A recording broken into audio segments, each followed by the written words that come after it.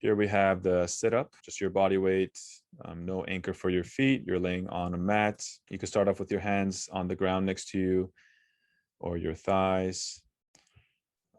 Being careful not to overly reach with your chin or your shoulders, coming up all the way to the top to touch your shoes and slowly rolling back down. So with this movement, we can make it more challenging, or actually we can add a little bit of momentum with the arms. As you can see, I'm pushing my hands forward, and that momentum helps kind of carry your body forward. So we do want to have that strict capacity where we slowly roll your body up and slowly roll it down.